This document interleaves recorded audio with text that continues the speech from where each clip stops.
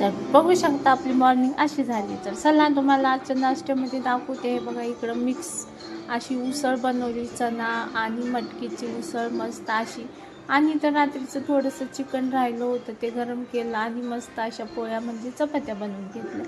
अशा मस्त मस्त सकाळची मॉर्निंग गाणी ऐकत ऐकत असा मस्त असा आपला स्वयंपाक चालू होता इकडं बघू शकता.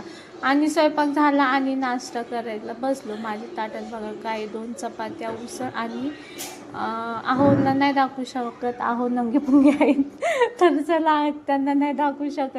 तर बघू शकता असा माझा मस्त नाश्ता आहे. काय मी बोलते मी आहे ना, पण खरं ते खरं मी खरंच बोलते. मग सगळं झालं, त्यांना नाश्ता वगैरे करून दिला आणि मग आपलं आलेलं होतं पार्सल. तर बघा मी कपडे धुवून आलेली, तर मला खूप घाम आलेला, तोपर्यंत पार्सल आलं होतं.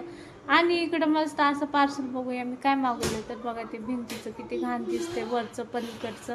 मग ते मी आहो पण लगेच नाही का आले का मी कपडे धुतले की नाही लगेच दुपारचे जेवायला आले. दुपारचं येतात घरी, म्हणजे त्यांच्या मनावर काम येते असं नाही का, येऊ शकतात दुपारी घरी.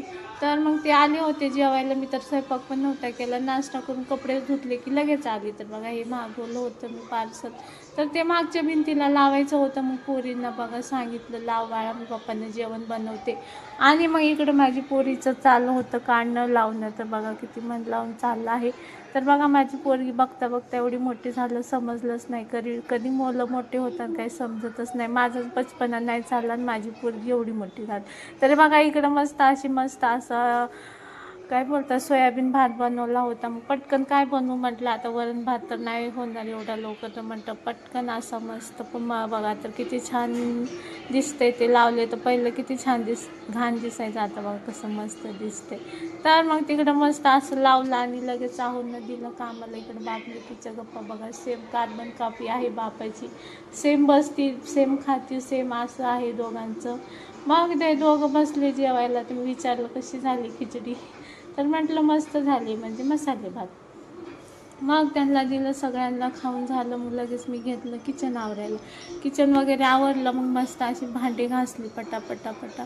मग पाणी एवढा थकवा येतो यार राव, काय सांगायचं. रोज उठून तेच करून कंटाळा आले. आणि नोकरी जॉबला पण नाही जाऊ शकत, शिक्षण पण नाही झालं 9वीला, कोण देणार आहे मला जॉब. तर असे व्हिडिओ बनवत टाईमपास करत मग अशी मस्त स्वच्छ भांडी घासली पटापटा. नळाखाली ह्याच्यामध्येच पाणी, माझ्या नळाला काय झाले काय माहिती, स्लोच पाणी येते. मग भांडे वगैरे घासले, लोळायचं काम चालू केलं बघा. इकडं पोरगी म्हणते मम्मी हे खेळूया, पण मी म्हटलं थांबा थोडंसं.